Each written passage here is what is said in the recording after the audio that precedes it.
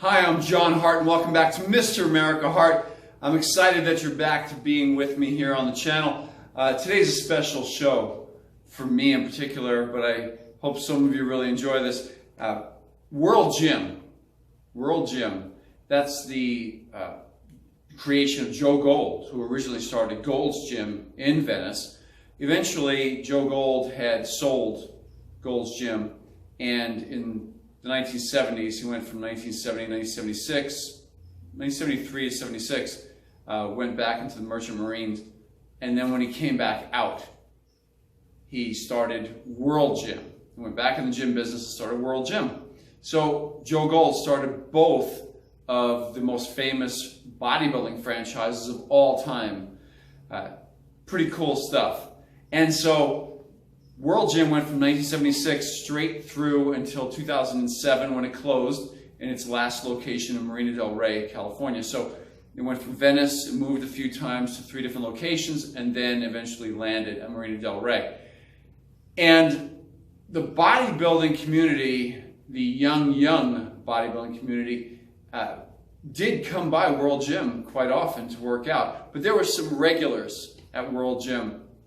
And these are the guys I really had some good memories about and wanted to share with you what it was like between around 2000 and 2007 when it eventually shut down. Say 1998 to 2000, so early 2000s. And some of the people that I regularly spent time with on a daily basis, Joe Gold. Joe Gold was I made some notes here, by the way, so that I won't forget anybody. Some of the main people that I saw daily. I was part of the morning crew, first of all, so I was there from early sun. There wasn't even sunrise yet. It's still dark out. Training myself and then training clients early in the morning. And so the morning crew, I'll put a picture up right here, and you'll see I had some hair back then. Okay, I had some spiky hair, and I'm the guy wearing the red shirt in one of the back rows of that picture right there. And I was a little bit bigger and heavier at the time. So interesting, morning crew. Every one of those guys and girls, loved them all, regulars every single day. So, who would I spend time with daily? Joe Gold, of course, the owner, the creator of both Gold's and World Gym. Joe Gold. This man was fantastic. To me, he treated me very well. He had nicknames for all the people. Anybody who knew Joe Gold knew that if he had a nickname for you, that meant he liked you. So he used to call me Spike, so I was thankful I didn't really get it until later on. Somebody told me, it was Eddie Giuliani told me that he must like you because he gave you a nickname. So Joe Gold, owner of the gym, to a lot of people, ornery, but the fact was he liked his gym to be a certain way. He didn't like people throwing dumbbells down on the ground. He didn't like people damaging anything. He didn't like people slamming weights. If that started to happen in the gym, you'd see him look all in the gym, see who was doing what, like this. And he'd roll on out there. At that point in time, he was in a wheelchair. And he'd roll on out there in his wheelchair. And he'd go up to that person, he'd say to them, usually a huge bodybuilder, and he'd say, "Did you drop those dumbbells?" And the guy would say yes. He'd say, "Here, come on to the front desk." And he'd get him in the office, and he'd count up how much money he had left on his membership. And he'd hand him cash, and then he'd say, "Get out of my gym." Just like that, and he'd boot him out. So people knew him as a little bit ornery, but the man knew how he liked his gym to be kept, and he demanded it to be that way, so it was. And people respected that. So I'm going to put up pictures, by the way, throughout this video of the people that I knew, maybe a younger picture, but also how I remembered them most around 2000 to 2007. So a lot of you will recognize these people and how they looked at that time as well if you spent time around World Gym like I did. So Joe Gold, first and foremost, the man passed around 2004. It was a sad time when he did, but fun, man. In that office, he'd be cracking jokes all day long, dry sense of humor, and generally really good to be around. Picked his brain quite a bit. Secondly, the Oak, Arnold, of course. Arnold had a great affinity for Joe, love even for Joe. And he would come on by, and it was obvious that he cared for him deeply, both of them, the way they spoke about each other and the way that they were when they were with each other. it was fantastic to see. They were great friends, obviously. Arnold would come in, at that time, he was about to be governor, and then he was governor of the state of California. And he would come in, you knew Arnold was coming when the black SUVs would pull in the parking lot, and then the guys with the Hawaiian shirts and the little CIA earphones, mics and earphones, would be standing around the gym all of a sudden. So then Arnold would come, usually biking on up, or he'd drive on up, and he'd come on in the gym and work out, usually with Eddie Giuliani, who I was going to mention next. Eddie was the manager of World Gym. Now, Arnold, first of all, Arnold, a wealth of knowledge, of course, but it was tough to pick his brain. He was into joking around a lot while he was there, having a good workout, and then he'd leave. But Eddie now, Eddie was Arnold's training partner for many years, off and on for many years, throughout the 70s, 80s, 90s. And whenever Arnold would come to World Gym, Eddie would work out with him. That was the usual. Eddie was the manager of World Gym. He was a shorter professional bodybuilder, and you could see by his pictures, he looked great when he was competing. He won the short class Mr. America during his time. And Eddie loved to talk and had the best memories. He could tell a story. So I'd sit in that office with him, and he would tell us stories about usually Arnold from back in the day, and always respectful. Always. Fantastic stories that you would never see published anywhere. And Eddie had a way of just, again, keeping it so entertaining that you didn't want to leave, and he had a magnetic personality. So I'd spend my time quite a bit hanging around with Eddie in the office. Lou Ferrigno would come by for not just the occasional workout, pretty regularly. He spent a lot of time at Gold's Gym working out. And then he would drop in at World Gym. If not, every couple of weeks, he'd be in there to work out. Now, Lou was really special because Lou always showed favor to me. I'm majorly Italian like him. And so we had a lot, and we're both from New York, so we both had a lot in common coming from the same part of the country. But he was very friendly with me from the very beginning when I met him. And his wife as well, when I met her, she was very friendly, Carla. So very nice lady to me. And so Lou would come on by and he'd give me a little air kiss, and and he was a giant of a man. Even right then he had to be in his late 50s, early 60s, and probably late 50s. Still looked great, still was pretty big, retaining some muscle, and would train pretty hard, and then Joe Gold would start screaming at him when he would get too loud in the gym training, because Lou would make noise when he would train. Anybody who knows, anybody who's seen Lou train, Lou makes noise when he trains. The grunting, the straining, he made quite a bit of noise. So Lou was great to see. But out of all the professional bodybuilders current at that time, the one who was there on a regular basis, Lee Priest. Lee Priest would work out regularly at World Gym. That was his favorite place to work out. Here in the States, when he was here, he lived nearby. And at the time, right around 2000 or so, he was with Cathy Lefrancois. They were married at the time. They were both professional bodybuilders in the IFBB. Lee, great guy. So far, you notice a theme here, right? I don't have any enemies here from World Gym. I mean, they were all fantastic to me. I was a regular there. I was a trainer, and I paid rent to Joe Gold to be a trainer there and have my clients there. Lee, seeing him daily and then hanging out with both he and his wife, and at the time, my girlfriend, we would hang out with them several times, at their house or at our house, usually eating, always involved eating, but they were great. And Lee, again, fantastic stories, trained hard, man. He really trained hard. People didn't give him credit. They thought that because, for some of the parts of the year he was heavier, looked like he was out of shape, they thought he didn't train hard. He was brutally strong. The exercise that he would do, I saw him using quite a lot of machines, actually, and he could stack anything. Just brutally, brutally strong. And fun guy, sense of humor. I'm glad to see that he's doing okay today. In Australia, you'll see him online. You can check him out a lot on RX Muscle, Dave Palumbo's show. And so he's a character, fun character to hang out with. And back then, the internet was just starting out. I remember him talking about him being on a lot of forums, quite a bit. he'd read the forums. That was really him answering questions on forums and jumping in, making statements as well. So Lee Priest, Cathy Lefrancois, and then a few of my favorite people. Jim Morris. Jim Morris was Mr. America, Mr. Universe from back in the early 70s. He lived to be about 80. And Jim was an openly gay bodybuilder, vegan bodybuilder as well. And, you know, his sexuality I didn't care about either way, but openly, just public about it, and an inspiration for a lot of people. The thing about Jim was the stuff that I would learn, I would pick his brain about training.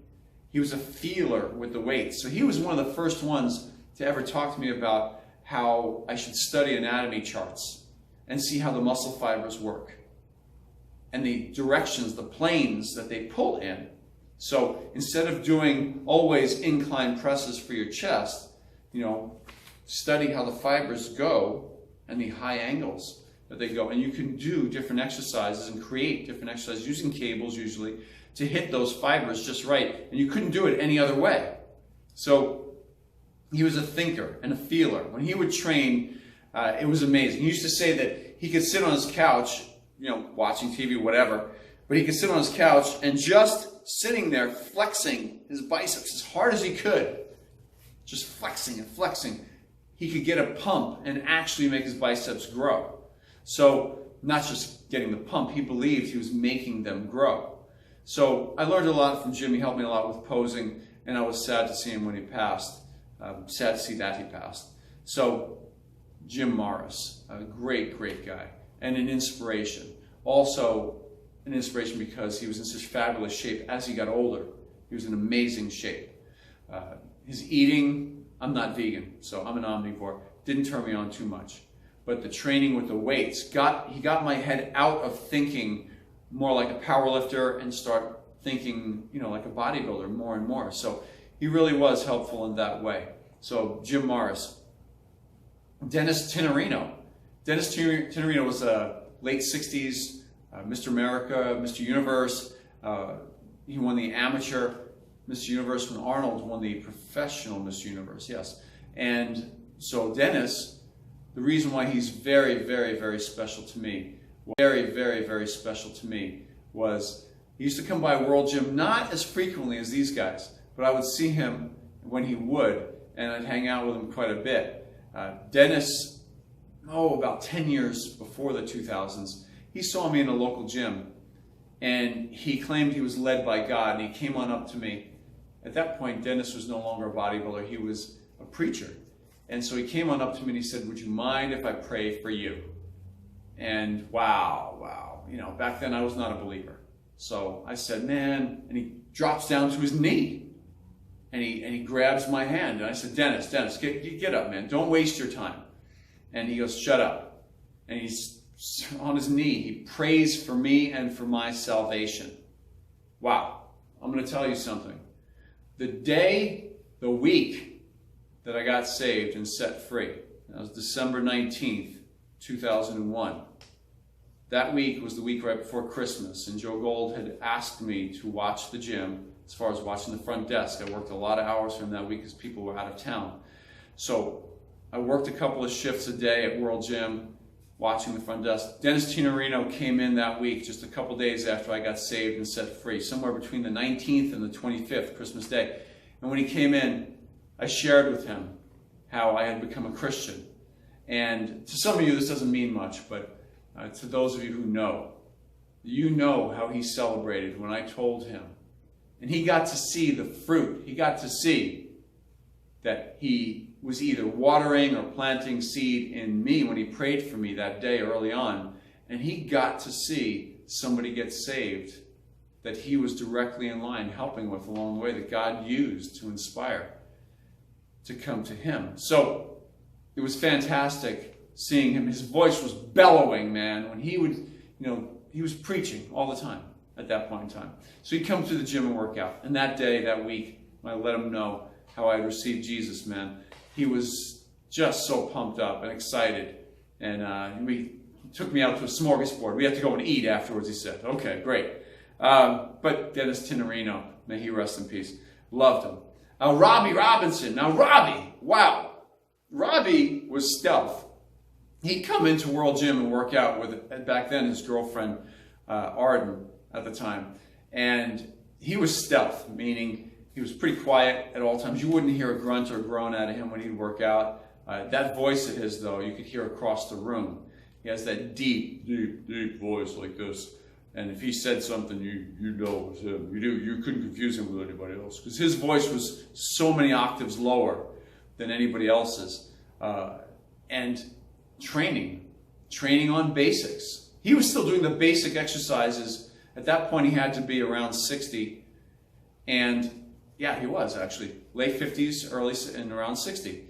And he was still pumping out T-bar rows, barbell squats, barbell bench presses, barbell overhead presses, dumbbell laterals, dumbbell flies. The same exercise that he was doing in pumping iron, and the same exercise he was doing for years and years that made him what he was as a professional bodybuilder. He was still doing them, and even to this day, as he's gotten older and older, he still does them.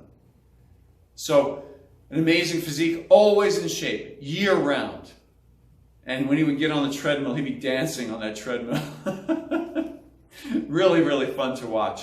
But Robbie was great because Robbie was a student of the game, loves bodybuilding, loved to talk bodybuilding. And usually, if I get on that treadmill next to him, he'd start talking to me. I've spent time at his house.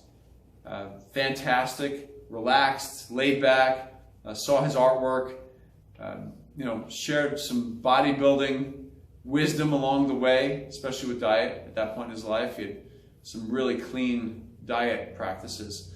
So Robbie, in shape, year-round. Stone Cold Steve Austin. Cold Stone, I do this all the time, man, forgive me. Stone Cold Steve Austin. Cold Stones makes good ice cream in the United States, by the way. Stone Cold Steve Austin. Stone Cold. Man, best memory of him, he'd be working out at World Gym all the time. And he had a voice like this, right? It was a very gruff voice, like a Texan, And so, Stone Cold, man, one day I'm on the treadmill next to him. And here's a fun story about him. Again, a great guy. I'm on the treadmill next to him. We're walking away, we're having a good time, talking to each other. And I finally said to him, hey, Steve, tell me this. So people say that wrestling is all fake. Is that true? Is it fake? And he goes, John, let me show you. He rolls up his sleeve, shows me how his elbow won't go straight anymore. He goes, see that? And then he shows me the scars on his knees. He goes, see that? Like this. And then he shows me his ankle. See that? Shows me his shoulder. See that? And I go, yeah, I see it all. And he goes, probably happened in my sleep. I probably rolled out of bed weird, right? And all that wrestling, it's probably fake too. So, obviously, he didn't believe it was fake. He had the injuries to prove it. The man, really, his body was beat up. Still worked out very hard. Great physique. Great physique. And hit it hard on a regular basis. Couple of names you might not recognize. Hollywood, Jerome Ferguson. Now look, and a top amateur, by the way, at the USA level. Right around the late 90s, from 96 to 99. Jerome Ferguson, placed as high as second in the heavyweights of the USA. Eventually won an IFBB Pro card in the Masters division of the USA. No, of the North Americans, yeah. Yeah, the Masters of the North Americans. He won that, and then he became a pro. So Jerome Ferguson had an amazing physique just walking around the gym, just standing there. Those forearms, those arms of his. One of the most beautiful men in the world, personality-wise, I can tell you. It was great seeing him every morning. Didn't matter what time of day it was. He'd walk in that gym, and this is where I got mine from. I walk in the gym, I say to people, good morning, beautiful people. Every time I see people, I say, good morning, people. Good morning, beautiful people. That's what Jerome would say every single day to everybody in the gym. And I borrowed it from him. So Jerome, if you're watching this, know it still lives on, man, and I miss you. So Jerome Ferguson, eventual IFBB Pro. A couple other names, Dr. John Gurgot, bodybuilder from back in the 50s, competed at the Mr. America level, a top amateur bodybuilder at the time, did very, very well. Dr. John trained hard, famous for doing one-arm pull-ups as a warm-up before he went on out on stage to pose. Man, amazing calves, amazing arms, even he had to be in his early 60s when he passed, but Dr. John would work out hard on a regular basis with barbells, dumbbells. He did everything intensely. And unfortunately, Dr. John's biggest fear was that, as a doctor even, he never wanted to be put under from anesthesia. He had a great fear about being put under. He saw too many people that were put under that never came out of it. So he was afraid of being put under and just not coming out of it. And how did he die? He went in for shoulder operation. He was put under, never came out of it. Sad.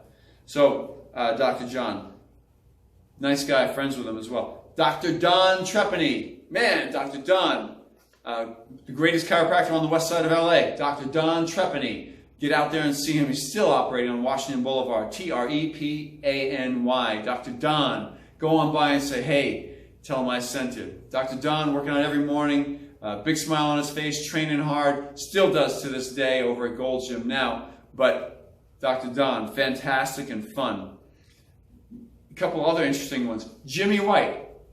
Jimmy White was a producer. He actually wrote the screenplay for the movie Ray. That's a movie about Ray Charles. Jimmy, great advice. As at the time, my wife, I had just recently been married, and it was around 2002, 2003, and my wife was pregnant with our first son. And Jimmy comes to me and says, so you having a baby? I said, yeah. And he goes, you know what you're having? I said, yeah, I'm having a boy. And he goes, listen, you make sure you never stop loving on that boy. You always give him hugs, kisses, you rub his head, stay in touch with him all the days of his life. When you go and hug that boy, you hug him hard. You let go when he lets go first. Wow. Wow.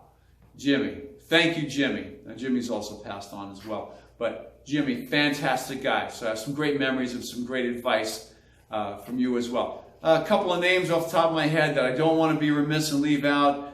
Tommy Markosha, trainer. Fantastic guy over there at World Gym. And then a few of the other trainers, King and Bud. These guys made mornings so much fun to be around, and also joking around day and night. These guys, I miss them all, and I miss being at World Gym very much. What happened was after World Gym after Joe Gold passed, actually, in 2004, World Gym was run by Mike Uritz. And Mike Uritz was Joe Gold's attorney. He inherited the business, the franchise, and so he was running it at that point in time, World Gym, and he announced to everybody, hey look, we're going to be shutting it down, 2007, and he gave us all a date, and he stuck to his word.